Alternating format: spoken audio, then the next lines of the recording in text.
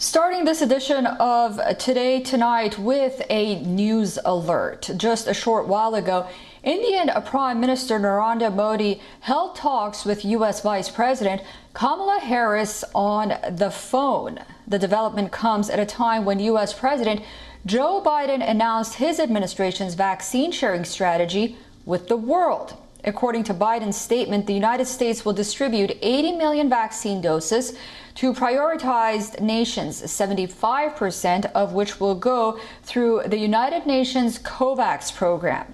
Significantly, the U.S. will give 6 million of these doses to nations experiencing a surge in COVID-19 infections, and these include India, Canada, South Korea, Mexico, among others. The statement also says that the U.S. is not sharing these doses to secure favors or extract concessions, but to save lives and to help bring an end to the pandemic.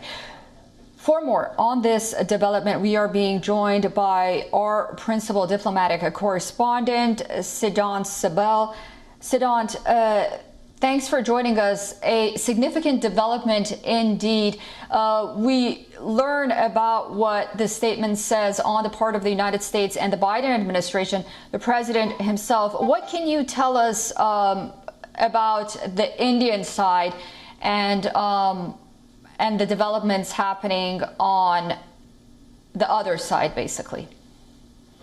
Well, it's a pretty important conversation that has happened, and in this telephonic conversation, the U.S. Vice President has formally conveyed to the Indian side about the U.S. decision to give vaccines to the world, including India, because this is something that was part of the conversation between Washington and New Delhi. So U.S. has announced just a short while ago that it will be giving 25 million doses of COVID vaccines to the global community, out of which it will be giving 19 million, that is 75% through COVAX to the world community, to the South and Central American countries, to Africa, and to, of course, Asia as well. India will be part of the countries who will be getting directly the vaccines, the 6 million vaccines, in which there are other countries as well, Mexico, Canada.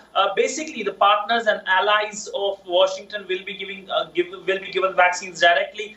Remember, this is the first tranche of 25 million. Washington has to give 80 million vaccines by a few months. And the key focus, of course, is to help tide away when it comes to the global COVID pandemic crisis, especially here in India, which is facing the deadly second wave. But when it comes to the readouts, just a short while ago, the Indian Prime Minister's office has also issued a readout in which the key focus is that the fact that the Indian Prime Minister has appreciated the U.S. decision to give vaccines. Secondly, to strengthen the health supply chains between U.S. and India. And thirdly, and perhaps the most significant part, is the conversation and highlighting of the Quad COVID vaccine initiative. This was an initiative that was one of the key outcomes of the 12th March Quad Summit, the virtual Quad Summit that took place between the 4 Quad member countries, India, Japan, Australia,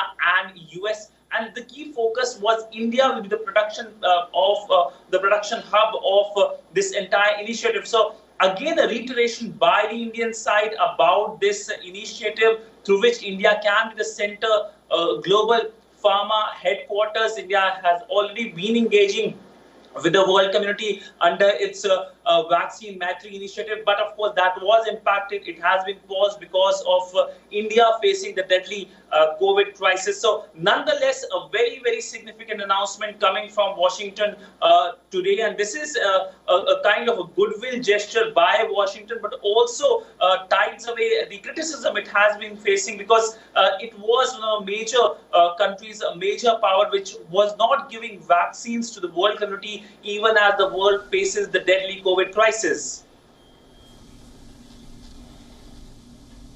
Yeah, absolutely. Criticism here at home and on the part of the international community, that was something the Biden administration was definitely grappling with. And in light of recent revelations on the origins of COVID, it might have been something to do with, how the administration is handling this distribution. But focusing on the path forward. How do you think this distribution, the amount it wants to distribute, notably to India, how will it impact India?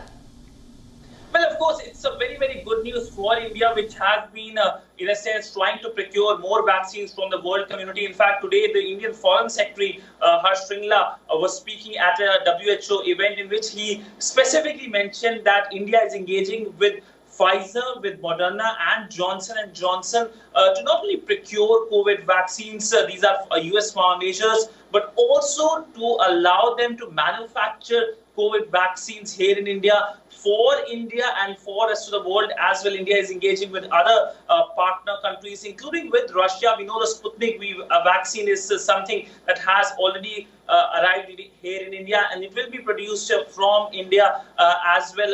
Around 850 million doses will be produced.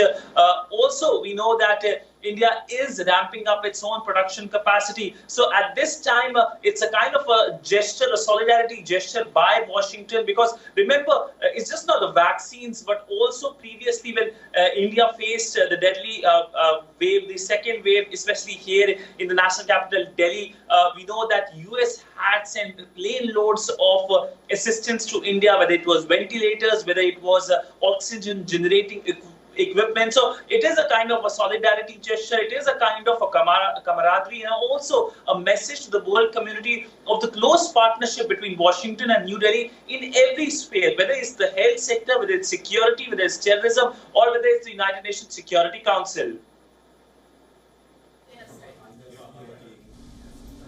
Absolutely, Siddhant. Thank you so much for that update. We'll be talking to you soon, I'm sure, about how this partnership moves forward.